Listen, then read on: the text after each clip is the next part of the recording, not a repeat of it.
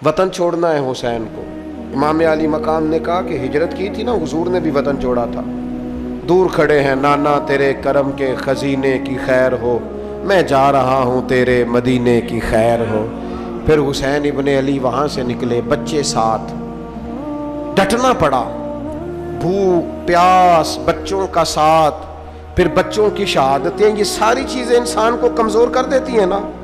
लेकिन जिसकी शान बड़ी होती है उसकी आजमाइश भी बड़ी होती है। छोटी छोटी बातों से घबरा जाने वाली उम्मत, जरा जरा सी बात पर परेशान हो जाने वाले लोग, लड़खड़ाते कदम, उलझे ख्यालात, बेचैनियां, बेकरारियां, बहते आंसू और हर वक्त मजलूमियत का इजहार करती कौम अगर अपने कदमों पे खड़ा होना चाहती है, उम्मत अगर फिर से उम्मत साजी चाहती है, उम्मत अगर खड़े होके और अल्लाह की अता पर राजी रहकर अपनी जिंदगी गुजारना चाहती है, एक ही फार्मूला है, इस कौम को इमाम हुसैन की सीरत से आगाह कर दो। इस उम्मत को नबी पाक के शानों वाले नवासे की अजमतें बता दो।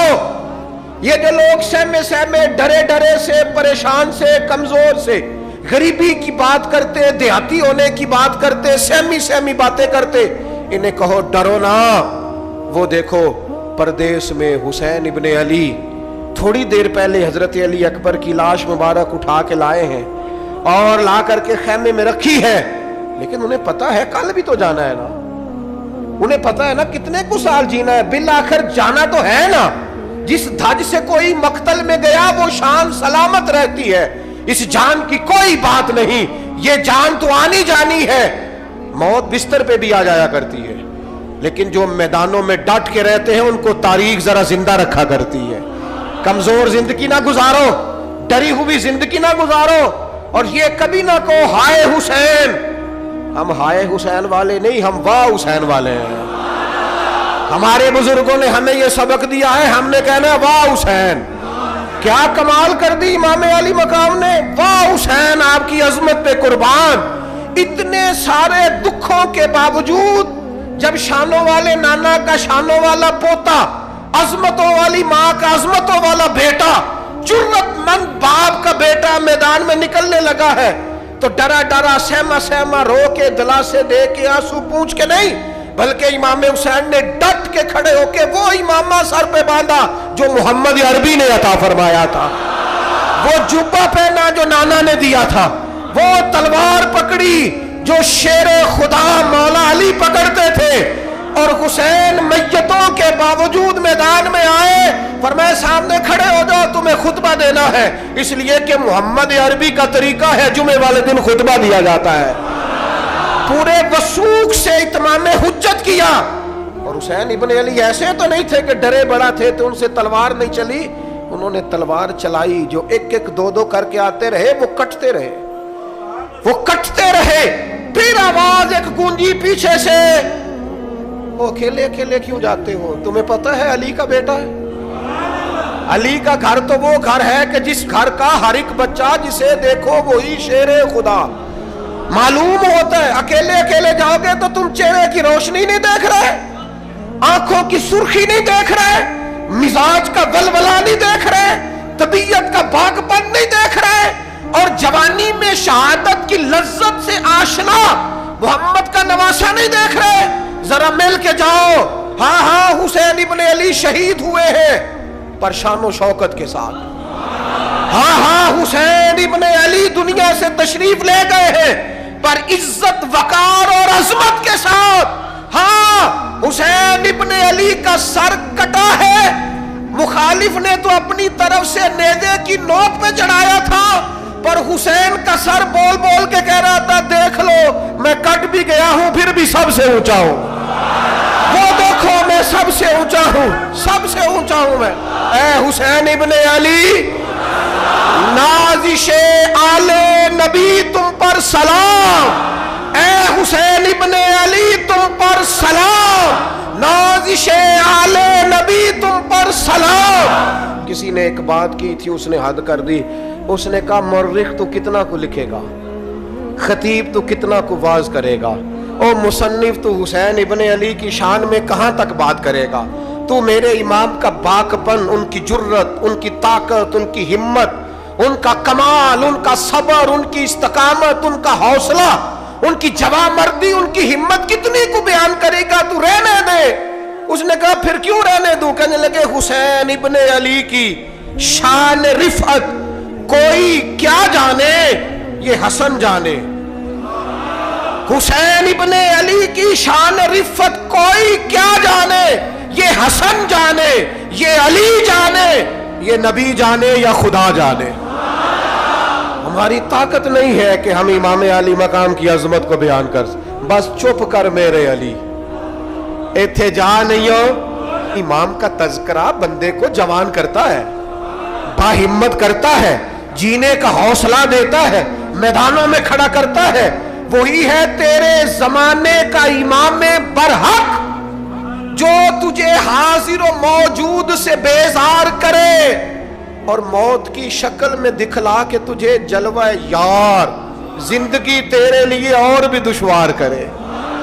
اور پلٹنا، جھپٹنا، جھپٹ کر پلٹنا، یہ لہو گرم رکھنے کا ہے ایک بہانہ۔ لہذا طاقتور بنو، باہمت بنو، کربلا کے واقعے سے طاقت حاصل کرو۔ پھر کہتا ہوں ہم ہائے حسین والے نہیں، ہم تو واہ حسین والے ہیں۔ ہمارا کہنا ہے کہ واہ حسین، اے حسین ابن علی تم پر۔ اپنے مزاج میں طاقت پیدا کرو، اپنے بچوں کو یہ قوت ارادی، قوت فیصلہ آنے والی نسل کو منتقل کرے، یہ ہمت، جذبہ۔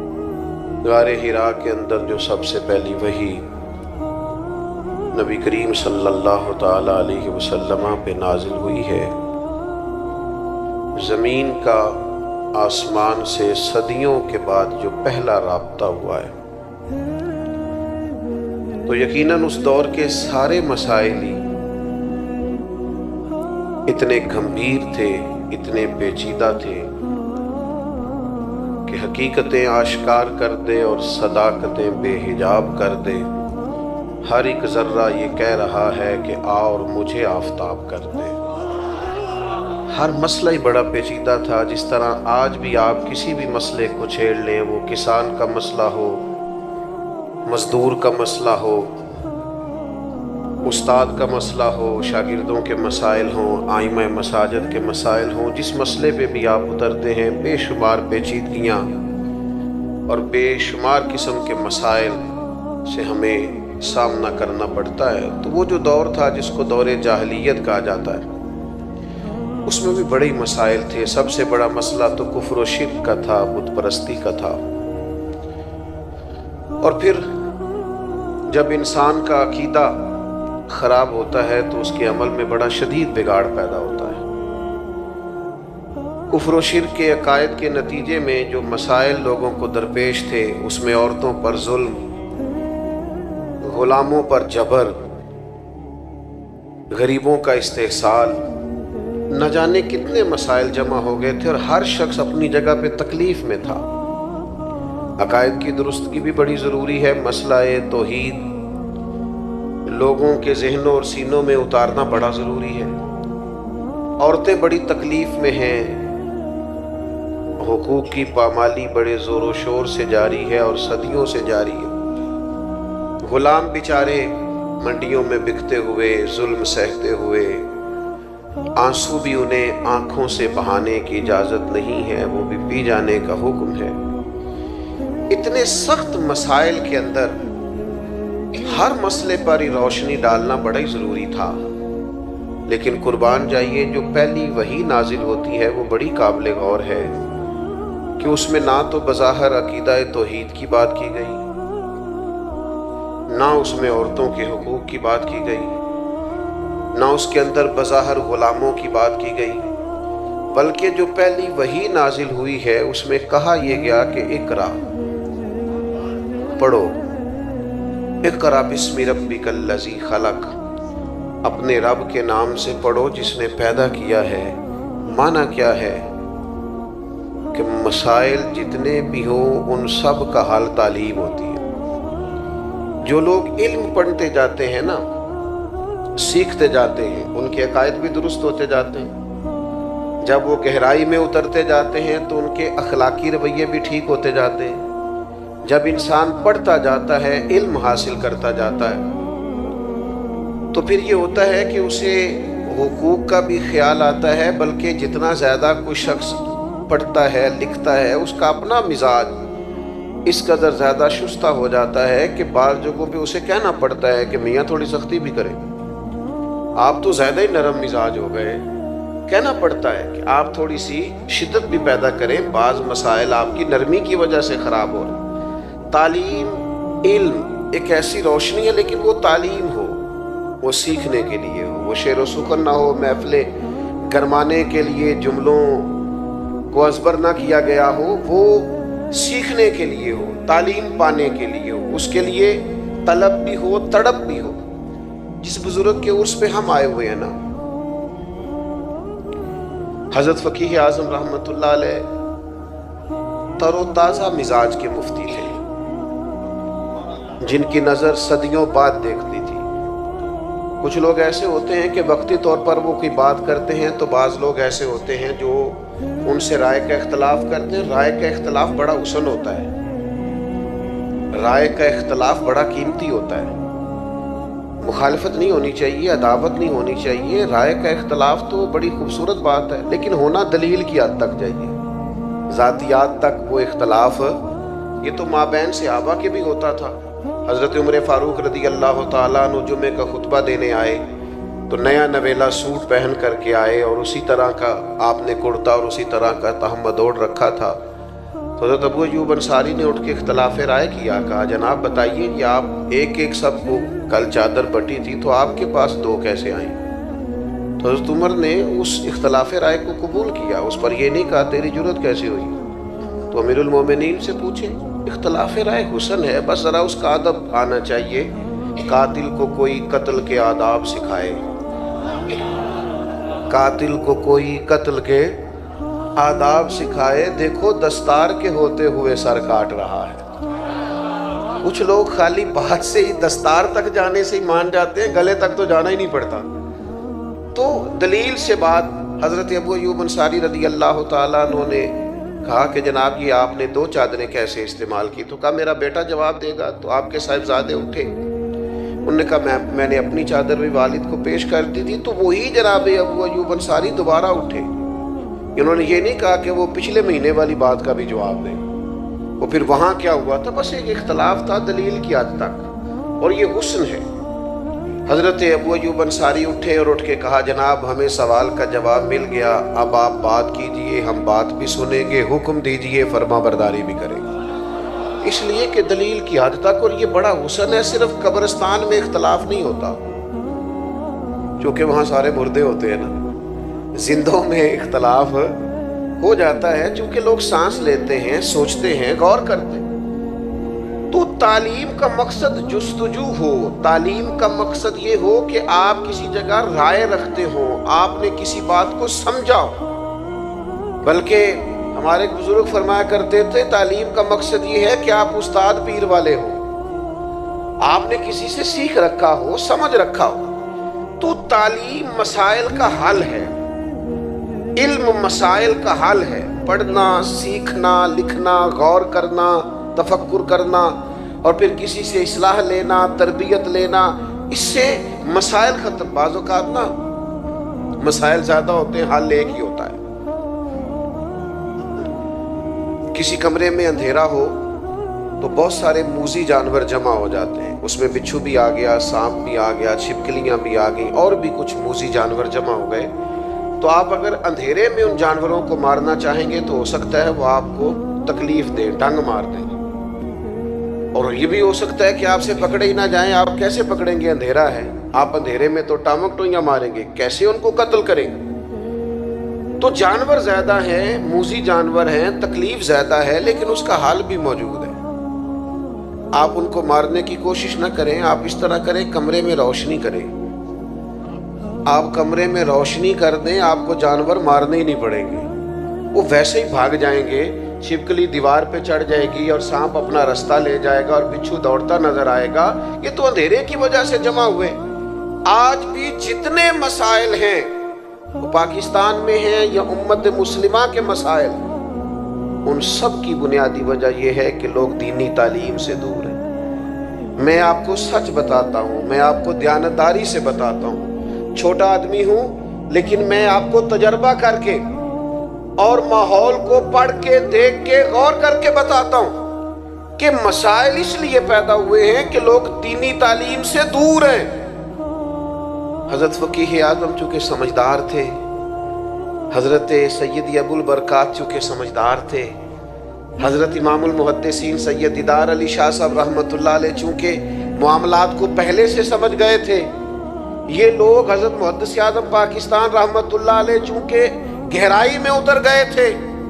میں آپ کو ذمہ داری سے کہتا ہوں یہ سارے لوگ بزرگ تھے، ان کے چہرے بڑے نورانی تھے، ان کا اٹھنا بیٹھنا بڑا وزادار تھا، یہ خالی پیری مریدی بھی کرتے تو جمتی تھی، یہ دم درود بھی خالی کرتے تو چلتا تھا، یہ صرف حلقہ احباب میں بیٹھ کر واعظ و ارشاد کرتے تو چلتا تھا، لیکن یہ بہت عرصہ پہلے سمجھ گئے تھے کہ اس قوم کے مسائل کا حل علم میں ہے۔ بوڑھے سید حضرت سید ابو البرکات شاہ صاحب 18 گھنٹے انہوں نے لوگوں کو اسباق پڑھائے، وہ چل سکتا تھا کام۔ میں کہہ رہا ہوں کہ وہ کاظمی سید تھے، وہ آرام سے دم درود کرتے، کوئی مسئلہ نہیں، لیکن مشکل ترین اسباق اور رات کو پہلے مطالعہ کرنا اور پھر وسائل جمع کرنا، علم کی روشنی اور علم کو پڑھنا۔ اور پھر میں آپ کی خدمت میں عرض کروں، ایک تو وہ طلباء ہیں جو اپنا وقت نکال کے باقاعدہ اداروں میں آ گئے، آپ نے بھیج دیے، لیکن ہم جو باقاعدہ اداروں میں نہیں آتے، ہماری ذمہ داری ہے ہم اپنے مشائخ کے پاس بیٹھیں، ہم تھوڑا سفر کریں، تھوڑی جد و جہد کریں۔ آپ ذرا وہ بخاری شریف کی خوبصورت روایت دیکھیے نا، حضرت کثیر بن قیس فرماتے ہیں کہ ایک شخص مدینہ شریف سے چلا اور سینکڑوں میلوں کا سفر طے کر کے وہ دمشق کی جامع مسجد میں پہنچا، اور جب اس سے پوچھا گیا کہ جناب اتنا مشکل ترین اور کٹھن ترین سفر، یہ آج لوگ گاڑی کے اندر بند ہوتے، ہیٹر کی سہولت موجود ہوتی، اور اگر آپ کو کہیں رکنا ہے تو آپ کے لیے اسباب موجود ہیں، پیٹرول پمپ موجود ہے، کھانے کا، پینے کا، نماز پڑھنے کا، سستانے کا سامان موجود ہے، پھر بھی لوگ کہتے ہیں جناب سفر بڑا مشکل کام ہے، دھند بڑی پڑی ہوئی ہے، رستہ نظر نہیں آتا، حد نگاہ بڑی کم ہو گئی، کیسے سفر کریں، بڑی مشکل ہے۔ لیکن میرے بھائیوں، گھوڑوں اور اونٹوں پہ سفر کرنا اور اتنی جد و جہد کرنا اور سینکڑوں میلوں کا سفر طے کر کے آنا، اور پھر کسی سادہ سے درویش کے پاس بیٹھنا، اور جب وہ پوچھے کہ میاں کیسے آنا ہوا تھا، تو کہا اور کوئی مقصد نہیں تھا، پتہ چلا تھا آپ کے پاس مدینے والے محبوب کی ایک حدیث پاک موجود ہے۔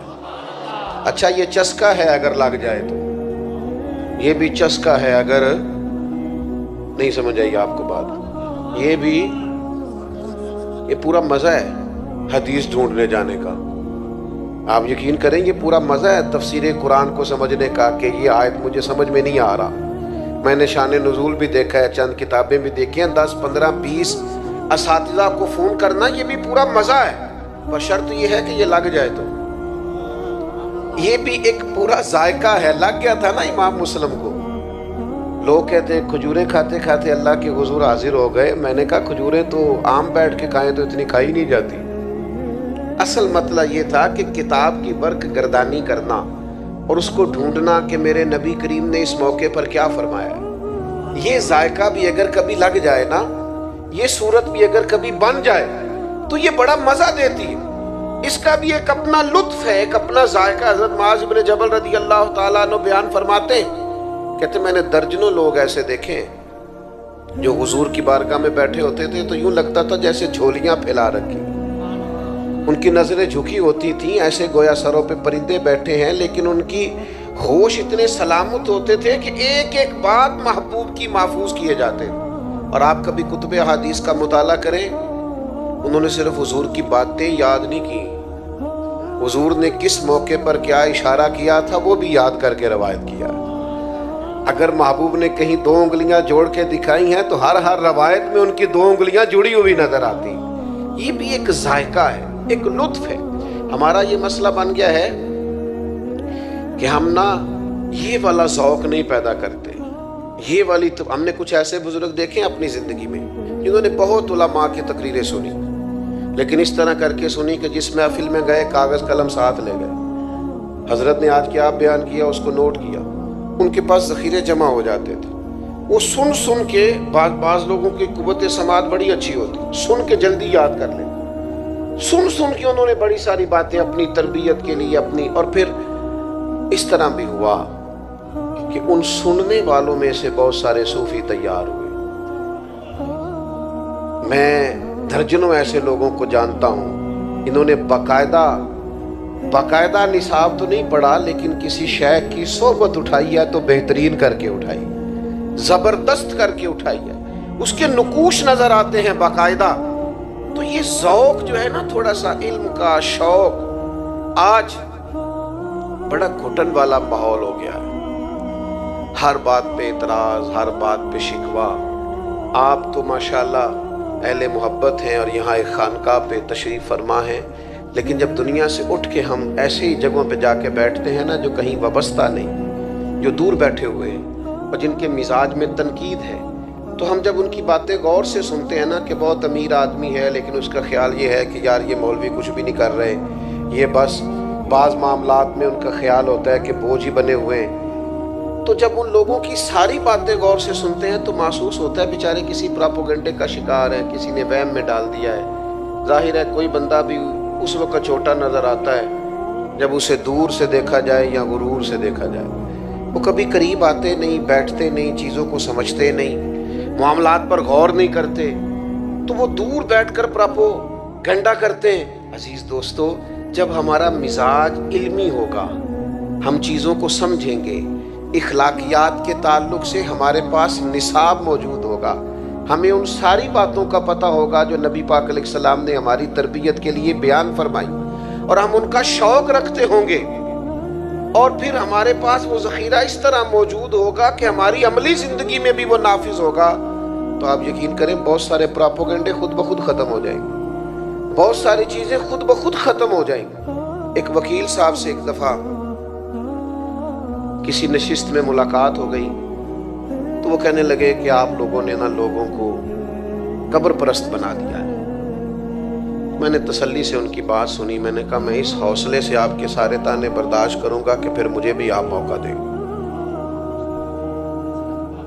تو انہوں نے خیر مجھے موقع دیا، تو پرانے آدمی کے پڑھے لکھے تھے اور عمرانیات کے ساتھ اچھی دلچسپی رکھتے تھے، تو میں نے ان سے کہا کہ صاحب آپ کی بات میں نے بڑے غور سے سنی، تو ویسے کس عالم کو آپ نے قبر پہ سجدہ کرتے دیکھا، اس کا نام بتائیں،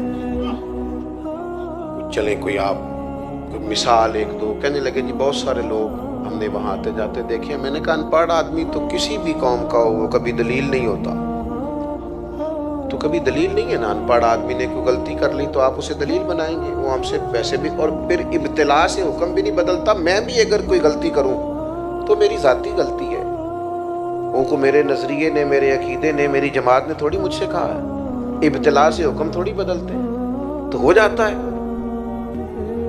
تو مجھے کہنے لگے پھر آپ لوگوں کا نصاب کیا؟ میں نے کہا یہ بالکل آخر میں بتائیں گے آپ کو، پہلے آپ یہ بتائیں کہ آپ نے اتنی سخت بات کی کہ ہم معاذ اللہ قبر پرست ہیں، یعنی ایک مومن کو آپ نے کافر ہی کہہ دیا، آپ کو بھی تو کوئی دلیل پیش کرنا چاہیے تھے نا، اس پر اتنی سخت بات آپ نے کی، آپ کو اس پر دلیل دینی چاہیے، خاموش ہو گئے۔ تو پھر میں نے ان سے کہا کہ آپ نصاب پڑھیے، ہمارے بزرگوں کو پڑھیے، اور آپ زیادہ نہیں تھوڑا پڑھیے، آپ جس نے کہیں کوئی خلاصہ آپ کو نظر آ جائے وہ پڑھیے۔ آپ اعلیٰ حضرت بریلوی کو نہیں پورا پڑھ سکتے تو پروفیسر ڈاکٹر مسعود احمد صاحب کو پڑھیے، جنہوں نے ان پہ لکھا ہے۔ ایک بزرگ تھے، اور کیا بزرگ تھے، وہ بھی کیا ہستی تھی، ان کی زیارت کرنے سے محسوس ہوتا تھا کہ کیا بات، اور کمال لکھا انہوں نے فاضل بریلوی پہ، اور لوگوں کو ریسرچ پہ لگایا، 20 لوگوں نے ان کی نگرانی میں پی ایچ ڈیز کے مقالہ جات لکھی، بام دام برسرے، مطلب یہ یہاں کا عنوان نہیں۔ تو میں نے انہیں ایک حوالہ پیش کیا اعلیٰ حضرت رحمۃ اللہ علیہ کا، جس میں فاضل بریلوی کہتے ہیں کہ کسی بھی قبر پہ جاؤ تو 4 ہاتھ دور کھڑے ہو کے، مزار سے 4 ہاتھ، آپ کی توجہ ہے میری بات پر، مزار سے 4 ہاتھ، آپ یقین کریں سعادت مند آدمی تھے، اور میں یہاں باوضو حاضر ہوں، میں نے उस शख्स को जब किताब दी तो मैंने उसे हैरत में गुम होते देखा। कहने लगा ये मौलाना अहमद रजा ने लिखा है। मैंने कहा इसको पढ़िए, 100 दफ़ा पढ़िए। अब मैं कोई उसमें फातिहाना हाथ खड़े करके वहाँ से वापस नहीं आया। मैंने अपने दोस्तों को वापस आकर ये नहीं कहा कि मेरी 2-3 मुलाकातें हुई, देखो बंदा, ये मैंने नहीं कहा। बल्कि मैं वापस आया और गाड़ी में बैठते ही मैं अपने दोस्तों से कहा, आज मुझे एहसास हुआ है अपनी सुस्ती का, आज मुझे एहसास हुआ है अपनी काहली का, आज मुझे एहसास हुआ है कि हम किस कदर ज़्यादा नाकाम हुए इस काम में कि हम अपने बुज़ुर्गों की ख़ास बातें भी लोगों तक पहुंचा नहीं सके। हम किसी को बता ही नहीं सके कि हमारे बुज़ुर्गों ने क्या लिखा है। वहीं रहे अपने 4-5 लोगों में मस्त, ये पैगाम दे ही नहीं सके। खुदा करे कि ऐसा हो, खुदा करे कि ऐसा हो कि आप हज़रत फ़कीह आज़म को पढ़ने वाले हों, अल्लाह करे कि ऐसा हो आप आला हज़रत बरेलवी को पढ़ने वाले हों। लेकिन मैं बड़ी जिम्मेदारी से कहता हूँ, इतनी मुशक्क़तें ज़िंदगी भर जिन लोगों ने की, उनसे खालिस प्यार रखने वालों ने भी प्यार तो किया और खालिस किया, लेकिन जो असल मिशन था उस मिशन पर चल नहीं सके, तवज्जो नहीं की, गौर नहीं की। आपके पास तो हर वक्त किताबें होनी चाहिए थी, हर वक्त किताबें बंटनी चाहिए थी। जितनी किताबें आपके बुजुर्गों ने लिखी हैं तो दूर दूर तक मिसाल ही नहीं मिलती। तो ये शौक जब पैदा होगा ना, मिजाज इल्मी होगा, तबीयत सीखने की होगी। ज़्यादा बातें नहीं करनी, बात को समेटना है। ये भी चस्का है, अगर कभी लग जाए ना सरकार की हदीस पाक पढ़ने का, सुनने का, ये भी हज़रत अब्दुल्ला इब्ने अब्बास को हुजूर ने दुआ दी थी ना कि अल्लाह ताला तुझे दीन की फ़क़ाहत अता करे। तो उनको पता चला कि हज़रत उबई बिन काब रदी अल्लाह ताला अन्हु महबूब की अहादीस का ज़ख़ीरा रखते हैं। तो फिर उनके घर जाते थे तो उस्ताद के एहतराम का ये हाल था कि दस्तक नहीं देते थे, उनके दरवाजे पे बैठ जाते थे। और फरमाते कभी मैं यूं भी बैठता कि मैं बैठा रहता, और फिर कभी यूं भी बैठता कि बैठे बैठे थक जाता, और फिर मैं अपने इमामे का सरहाना बना के उनके दरवाजे के कोने पे एक साइड पे लेट जाता। ठंडी हवाएं जब मदीना चूम के गुजरती तो रेत मेरे बालों में पड़ जाती। फरमाती मेरे उस्ताद हज़रत उबई बिन काब अपनी मर्जी से बाहर आते और मुझे लेटा हुआ देखते तो मैं उनकी आंखों में आंसू भी चमकते देखता। और फिर वो फरमाते हो मेरे नबी पाक के चचाजाद, मुझे बुला लिया होता, मैं आपके पास आ जाता। तो फरमाते नहीं, आज शहज़ादा बन के नहीं आया, शागिर्द बन के आया। मुझे कुछ महबूब की अहादीस आप सुना दे, मैं उनको याद कर लूँ। मेरे अजीज़ों, ये भी एक ज़ायका है। खुदारा कोई ऐसी वीडियो नहीं बची जो हमने ना देखी हो, कोई ऐसी नई दास्तान नहीं जो हमारी नज़रों से ना गुजरी हो।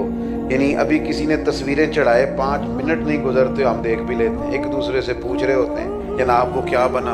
और मेरी तरह का कुछ शख्स अगर कह दे मैं तस्वीरें देख नहीं सका तो कहते लो तुसी साड़ियाँ तस्वीरें ही नहीं तकियाँ, इतना करीबी ताल्लुक है। वो बाहर आ जाएं। अब तो थकावट हो गई है इन कामों से, अब तो बाज़-औक़ात तबीयत पे बोझ बनती हैं बात चीज़ें। अमली ज़िंदगी में आए, किताब व सुन्नत का शौक़ पैदा करें। थक गए हैं लोग माल कमा कमा के, थक गए हैं लोग अच्छे खाने खा खा के, थक गए हैं लोग दुनिया के मसाइल हल कर कर के, थक गए हैं लोग ट्रैवलिंग कर कर के। अब वो लौटना चाहते हैं रसूल करीम के कदमों की तरफ। बेचैनियां बढ़ गई हैं, परेशानियां बढ़ गई हैं, ज़हनी आवारगी बढ़ गई, हालात कंट्रोल से निकल रहे हैं। दुनिया वापस गुंबद खजरा की तरफ लौटना चाहती है।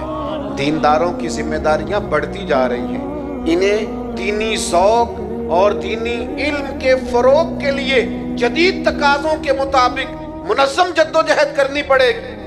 और वो तबका जिसके बारे में मेरा और आपका ख्याल है कि ये बिल्कुल भी दीन से दूर है। मैं सफर मुझे बहुत करना पड़ा जिंदगी में, तो बड़े खूबसूरत तजर्बात हुए। हम कोई 7-8 घंटे वाली एक फ़्लाइट में मौजूद थे। तो मेरा ख्याल ये था कि यार ये सारे लोग शायद दुनियादार हैं, तो मेरे मोबाइल में कुछ कुरान मजीद है तो मैं ही शायद देख रहा हूँ। तो एक नौजवान हमने ऐसा भी देखा जिसने बाल पीछे से बांध रखे, पोनी पहनी हुई, और उसकी हालत ये थी कि पैंट शर्ट भी चलो लोग पहनते हैं पर कुछ ज़्यादा ही उसने जदीद पहन ली थी। तो वो बाज़ लोग हंस भी रहे थे, और अल्लाह ताला मुझे माफ़ करे मैं भी پڑھتے پڑھتے تھوڑا سا مسکرایا، لیکن پھر بعد میں ڈھیر سارے لوگوں نے میری طرح سجدہ صاف کیا جب وہ بظاہر فیشن میں لدا ہوا نوجوان اور ساتھ والی سیٹ پر بیٹھتے ہی، سیٹ بیلٹ باندھتے ہی، جب اس نے اپنی فائلوں کے اندر سے قرآن مجید نکالا، اس نے پڑھنا شروع کیا، تو میں بھی کہہ رہا تھا نہیں بھئی یہ اجارہ داری کوئی نہیں، یہ کسی کے گھر کی لونڈی کوئی نہیں، یہ توفیق ہے، وہ کریم جس کو چاہتا ہے عطا فرما دیا کرتا۔ آپ یہ مت سمجھیے کہ یہ بگڑا ہوا جوان ہے، یہ قریب نہیں آئے، آپ اس کے اندر ذوق تو پیدا کریں، اس کا دل تو دھڑک رہا ہے، دل اگرچہ جان گزل ہے، کروں کیا کہ دل ہے، غم عشق اگر نہ ہوتا تو غم روزگار ہوتا، ان کو عشق کا غم نہیں لگا تو روزگار کا لگ گیا ہے، انہیں غم عشق لگائیے لگ جائے گا، یہ تو تیار بیٹھے ہیں، کوئی ہے ہی نہیں جو آ کے چنگاری سلگا دے۔ مجھ سے ناراض نہ ہوئیے گا، میں کہہ چکا ہوں اختلاف حسن ہوتا ہے، لیکن وہ جو ہمارے پاس آئے بیٹھے ہیں وہ دین سیکھنے آئے، ہمارے آپ سے اختلاف سننے نہیں آئے، وہ ہم سے یہ پوچھنے نہیں آئے کہ میاں وہاں کیا ہوا اور وہاں آپ گئے تھے تو وہاں کیا ہوا، وہ کہتے ہیں یار یہ جھگڑے تو باہر بھی ہم چھوڑ کے آئے اور یہی ساری باتیں ہمیں یہاں لگ گئیں۔ تو یہ ذائقہ تمام مسائل کا حل یہ ہے کہ آپ نبی پاک علیہ السلام کے دین کے فروغ کے لیے، کتاب و سنت کی ترویج کے لیے، حضرت بقی الدین ابن مخلد کہتے ہیں میں اپنے ماموں کے پاس پڑھتا تھا اور میری طلب حدیث پاک میں اتنی زیادہ تھی کہ میرے ماموں مجھے کہنے لگے پتر تو بغداد چلا جا امام احمد بن حنبل کے پاس، میں تیرا ذوق نہیں پورا کر سکتا۔ فرماتے میں دریا پہ بیٹھا آنے کے لیے تو رستے میں طوفان آ گیا، وہ میں بچھڑا قافلے سے تو ایک جزیرے پہ چلا گیا، ایک مہینہ بغیر کھائے پیے گزارا، پھر کوئی سہارا ملا تو بغداد پہنچے، جو بغداد آئے تو پتہ چلا کہ امام احمد بن حنبل پر تو بادشاہ نے بڑی سختی کر دی ہے، گھر میں نظر بند کر دیا ہے۔ میں نے کچھ لوگوں سے پوچھا چلو مجھے شیخ کے گھر کا رستہ ہی کوئی بتا دے، ان کا سختی بڑی ہے، اشارہ بھی نہیں کر سکتے، کرفیو نافذ ہے۔ شیخ فرماتے ہیں ایک شخص کی میں نے منت کی، کہنے لگا انگلی کا اشارہ نہیں آنکھ کا اشارہ کروں گا، یہ گھر ہے امام احمد بن حنبل۔ کہتے ہیں وہ گھر دکھا کے چلے گئے، میرے پھٹے ہوئے کپڑے، کئی دنوں کا سفر، کبھی کھانا ملتا کبھی نہ ملتا، میں نے سوچا دروازے تک کیسے جاؤں، ارد گرد تو پولیس کھڑی ہے۔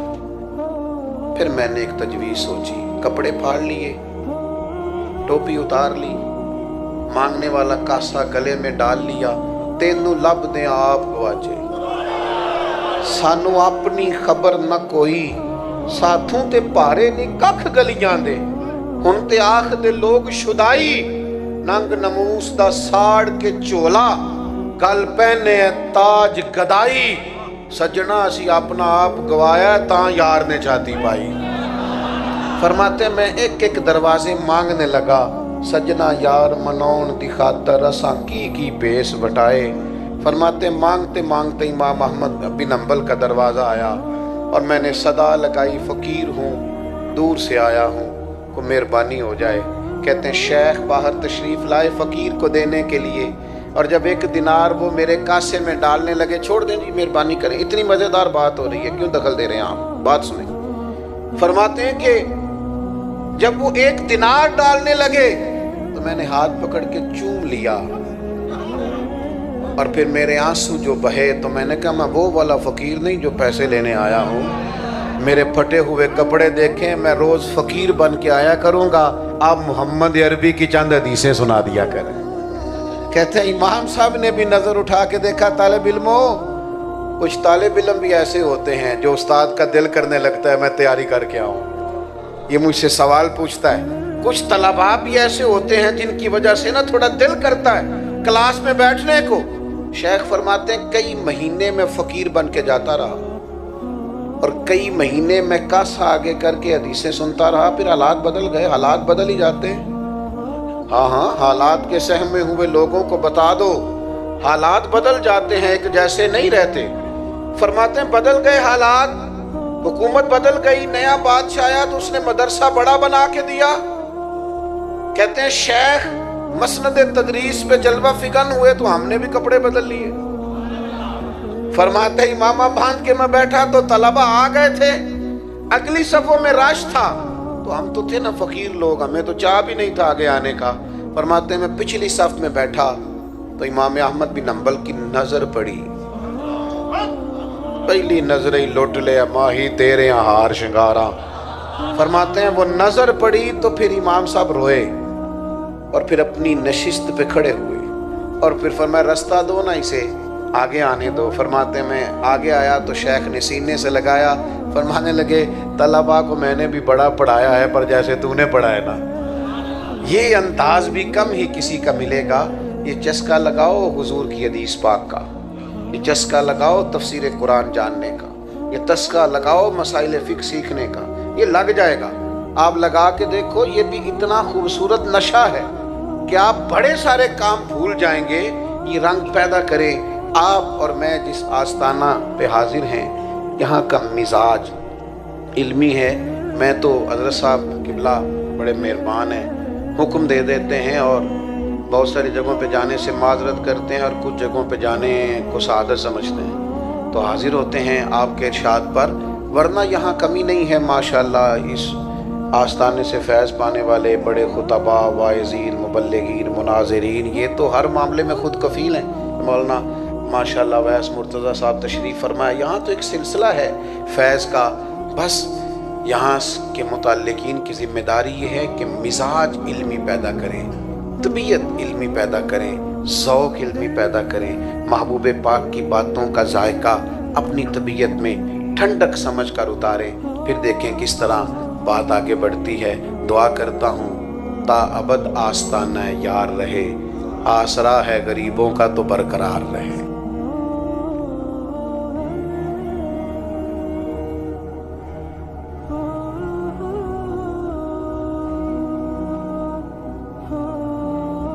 ہمارے ہاں نا لوگوں نے اپنی اپنی مرضی کے حساب کے کام سمجھ لیے. بہت سارے کام ہیں دنیا میں کرنے والے. ایک بڑا بنیادی کام دعوت خیر دینا بھی ہے. آپ نے کبھی دیکھا ہے کسی بلڈنگ میں, کسی گھر میں, کسی چوک میں آگ لگ جائے تو ارد گرد کے سارے پڑوسی دوڑ آتے ہیں پائپ لے کر, پانی لے کر, کچھ لے کر. ان سے اگر آپ سوال کریں نا کہ میاں وہ آگ تو فلاں کے گھر میں لگی ہے, فلاں کی دکان پہ لگی ہے, فلاں کے کھیت میں لگی, فلاں آدمی کی بلڈنگ اور مارکیٹ میں لگی ہے, تو آپ سارے کیوں پانی پہ دوڑ رہے ہیں اور سارے کیوں جدوجہد کر رہے ہیں؟ تو زبان حال سے ہر آدمی آپ کو جواب دے گا کہ جب آگ لگتی ہے نا تو وہ یہ تھوڑا دیکھتی ہے کہ گھر کس کا ہے. جب آگ لگتی ہے تو وہ یہ تھوڑا دیکھتی ہے دکان کس کی ہے. جب آگ پھیلتی ہے, اپنی لپیٹ میں لیتی ہے, تو یہ تھوڑا دیکھتی ہے کہ مارکیٹ کا مالک کون ہے. آگ آگ ہوتی ہے, آگ اندھی ہوتی ہے. اگر اسے بجھایا نہ جائے تو وہ تمیز نہیں کرتی, وہ فرق نہیں کرتی. جو اس کی لپیٹ میں آئے اسے اپنی لپیٹ میں لے لیتی ہے. سیلاب آ گیا, بند ٹوٹ گیا, کسی دریا کا, کسی ندی نالے کا, کسی ایسی جگہ کا جس کا پانی آئے گا فصلوں کو, آبادیوں کو, گھروں کو نقصان پہنچائے گا, تو سارے لوگ وہ بند باندھنے کے لیے دوڑ پڑتے ہیں. کوئی مٹی لا رہا ہے, کوئی ریت لا رہا ہے, کوئی حکومت کو اطلاع دے رہا ہے, کوئی کچھ کر رہا ہے, کوئی متعلقہ اداروں سے بات کر رہا ہے, سارے آ رہے ہیں. تو ان سے پوچھا جائے گا کہ میاں آپ کا تو گھر قریب ہے ہی نہیں, آپ کا تو کھیت ہی پاس نہیں, آپ تو دور وہ دوسرے تیسرے محلے میں رہتے ہیں. اس سے اگر متاثر ہوں گے بھی تو قریب والے گھر ہوں گے, قریب والا کھیت پانی سے متاثر ہوگا. تو آگ بجھانے والے اور سیلاب روکنے والے سب آپ کو یہی کہیں گے کہ جب سیلاب آتا ہے تو وہ یہ تھوڑی دیکھتا ہے گھر کس کا ہے, وہ یہ تھوڑی دیکھتا ہے کہ مکان کس کا ہے, وہ یہ تھوڑی دیکھتا ہے فصل کس کی ہے اور کچی ہے کہ پکی ہے. جب وہ آ جاتا ہے پھر وہ سب کچھ بہا کے لے جاتا ہے. بس آپ بات سمجھ گئے. میں مثال دے کے تھوڑا سا آپ کو اپنی بات سمجھانے کی طرف لے آیا. میرے بھائیوں یاد رکھنا, سب مل کے آگ بجھاتے ہیں, سارے مل کے سیلاب کیوں؟ وہ اس لیے کہ سب کو پتہ ہوتا ہے اگر یہ روکا نہ گیا تو میرا گھر بھی اس کی لپیٹ میں آ سکتا ہے, میرا کھیت بھی آ سکتا ہے, میری دیوار بھی گر سکتی ہے. یہ دنیا میں جتنا برائیوں کا سیلاب آیا ہے, بے حیائی کا سیلاب آیا ہے, مجھ سے ناراض نہ ہونا, میں بہت ساری شادیوں پہ جایا کرتا تھا, کم از کم مسلمانوں کے اندر اتنی تمیز باقی تھی کہ ایک طرف مرد بیٹھیں گے، ایک طرف عورتیں بیٹھیں گی اور بیچ میں پردہ لگایا جائے گا۔ یہ میں چند سالوں سے دیکھ رہا ہوں، وہ پردہ بھی ہٹ گیا، وہ صورتحال بھی بدل گئی۔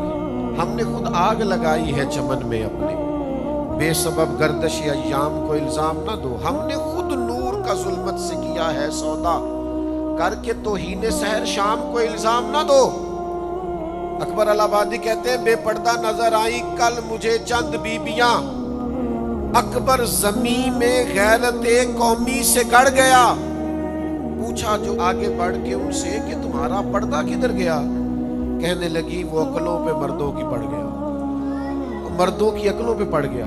آہستہ آہستہ سب پیسے آئے نہیں، جدت آئی نہیں، مال آیا نہیں، عہدہ ملا نہیں، اور لوگ جدید ہوئے نہیں، تمیز ہی ختم ہو گئی ہے، خیال ہی نہیں رہا پردہ کس چیز کا نام ہے۔ وہ کسی فقیر نے کہا تھا میرا تو پوتا بازار سے ایک ٹافی لینے گیا تھا، چاکلیٹ لے کے آیا تھا، تو وہ چاکلیٹ جب تک با پردہ تھی مکھیوں سے بچی ہوئی تھی، اور جیسے ہی اس نے اس کے اوپر سے ریپر اتارا ہے تو مکھیوں نے حملہ کیا ہے، گندگی آ گئی۔ آپ کو پتا ہے جب تک حیا کی چادر لوگ اوڑے رکھتے ہیں وہ گندگی سے بچے رہتے، لیکن جیسے ہی وہ چادر ہٹ جاتی ہے، میں اس لیے تنقید نہیں کر سکتا کہ جتنی بھی بیاہوں میں شادیوں میں لوگ موجود ہوتے ہیں وہ غیر تو نہیں ہے، وہ ہمارے اپنے ہی ہیں، لیکن ہم سب تمیز بھول جائیں گے، سیلاب آ جائے گا گناہ کا۔ مجھ سے ناراض نہ ہونا، سیانا آدمی ہے، سمجھدار ہے، پڑھا لکھا ہے، اس کے بالوں میں چاندی آ گئی ہے، لیکن اپنے موبائل سے اگر وہ واہیات ویڈیو کسی کو بھیجتا ہے تو مجھے بتانا کہ میں سوچ اور ذوق کا ماتم نہ کروں، میں اس معاشرے کو معاشرہ کہوں یا انسانوں کا بے ہنگم ہجوم کہوں۔ کچھ لوگ کچھ ایسی گفتگو کر رہے ہوتے ہیں جو ان کی شخصیت سے میچ نہیں کر رہی ہوتی، ان کا قد بہت اونچا ہوتا ہے، ان کا سٹیٹس بہت بلند ہوتا ہے، ان سے بہت بزرگی والی بات کی توقع ہوتی ہے، لیکن وہ ایسی گفتگو کرتے ہیں۔ کرنا کیا ہے، کس طرف جانا ہے؟ میں چھوٹا سا خادم الدین کا، میرے پاس بڑی تعداد نوجوانوں کی آتی ہے، میں دن رات ڈیل کرتا ہوں۔ میں نے آج آپ سے کہا تھا تقریر نہیں کرنی، دل کی باتیں کرنی ہے۔ میں آپ کو اللہ کو حاضر ناظر جان کے کہتا ہوں میرا جوان برا نہیں ہے، داڑھی نہ بھی رکھی ہو نا، نماز پابندی سے خدا نہ خواستہ نہ بھی پڑھتا ہو، اور اس کا دینی حلیہ نہ بھی ہو، تو پھر بھی میں نے دیکھا ہے مدینے والے کا نام آئے تو اس کی آنکھوں میں چمک پیدا ہو جاتی، اس کی روح روشن ہو جاتی کہ میری ملت کا جوان برا تھوڑی تھا۔